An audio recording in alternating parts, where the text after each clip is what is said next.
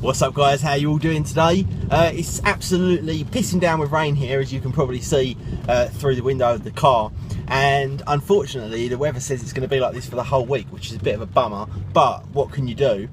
And today, busy day for me. It's just lunchtime now, so I'm just popping out to get my hair cut and do a couple of errands.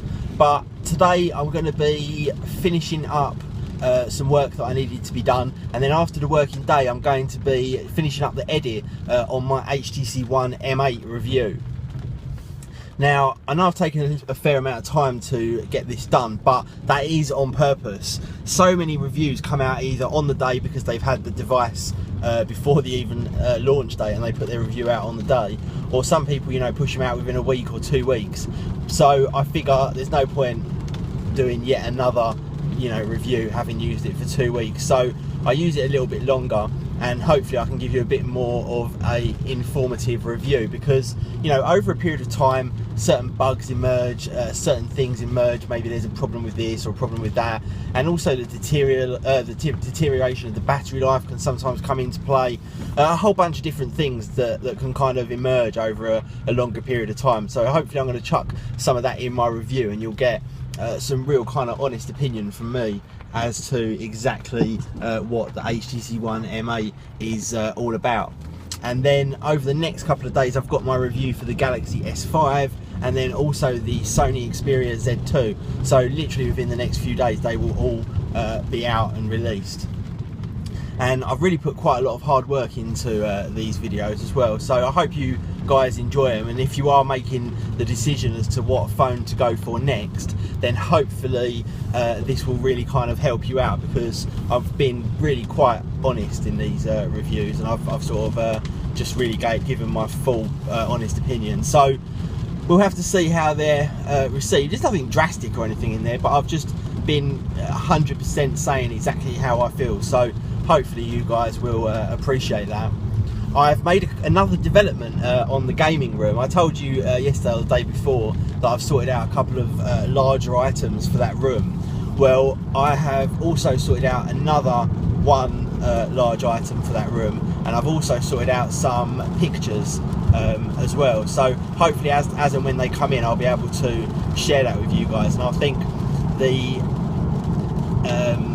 development of that particular room should be quite cool. I'm not going to be going you know, balls to the wall like I did with my home office, because A, it's really meant for children, and B, my home office is a production environment. It's where I work, it's where I spend all of my time, so any investments made in that are profitable investments, whereas in a gaming room obviously there's no profit to be made. So I definitely won't be going, you know, crazy and having custom things made and spending thousands and thousands, but at the same time it's still going to come out extremely nice, and there's going to be some pretty cool stuff in there. So I'm really looking forward to sharing that with you guys.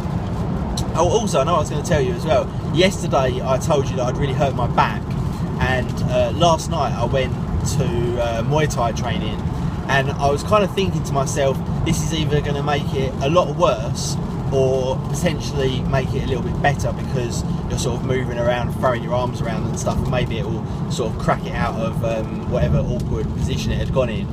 And fortunately enough, had I got halfway through my stand-up Muay Thai training, I still had a little bit of an ache in my neck, but nothing compared to what it was when I got home yesterday after jiu-jitsu. And yeah, today it feels almost perfect. I've got a slight ache in my neck, but yesterday I didn't really show it on camera, but I was in a lot of pain with my back. It had clicked out or caught a nerve or something peculiar, because I was in I was really in a lot of pain. I covered it quite well, but I was in a lot of pain. So I'm really so chuffed that that hasn't carried forward to today, because I was really worried that I was going to start having to take time out through injury again. And you know, you can't really take risks when it comes to your back. You know, if it's your shoulder or something, it's not too much of a big issue, but with your back you've really got to be careful, because what can seem minor can soon turn into something major, and then, you know, you can spend a long time on the sidelines having trouble sleeping, being in having a sort of dull or sharp pain constantly, all that kind of stuff. So I'm absolutely overwhelmed with happiness that that hasn't carried forward to today. Really chuffed about that. And a couple of people have been asking the questions what would be a good martial art for them to start with if they wanted to get into martial arts. And one guy mentioned that he did judo, or had some experience with judo. So a good place, I always think a good place to start with martial arts is with jiu-jitsu, because it's it has a belt system, so you can aim towards progressing in your belts, although they're not like karate where they give them out like sweets. To become a black belt in jiu-jitsu, you're looking at maybe 10 years or so it's not quite as straightforward as karate. But jiu-jitsu is a great place to start because it's very technical, there's a lot to learn, and there's no striking. So if you don't like the idea of being hit, which is absolutely perfectly understandable and normal, then jiu-jitsu is a good one, because you can get involved with a martial art without ever having to kind of take strikes to your head or body or whatever it may be. So yeah, jiu-jitsu is a good one. And also on top of that, jiu-jitsu is probably, I reckon, the most useful one if you were to ever get into a real life scenario. God forbid that ever happens to any of you. But if you were to ever get into a real life scenario where you needed to use some kind of martial art, jiu-jitsu is probably the best one, because even if you're a boxer or you do Muay Thai or whatever it may be, you may come up against someone who does that as well, and maybe is better than you, or you might just come up against someone who's super aggressive or super lucky and lands a strike on you that causes you some damage that you can't get up from for potentially a period of time, or you know, a longer period of time. Whereas with jiu-jitsu, you're very unlikely to come up with against someone who knows jiu-jitsu to any specific level. But more importantly, with jiu-jitsu, if you get into a scrap with someone and they don't know any jiu-jitsu, or know very little of jiu-jitsu, more than likely don't know any at all, you can completely manhandle them if you know even the tiniest amount of jiu-jitsu.